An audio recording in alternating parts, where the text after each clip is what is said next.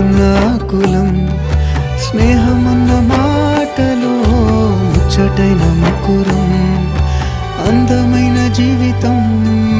పంచుకున్న దోస్తులం బాధలెన్ని చేరినా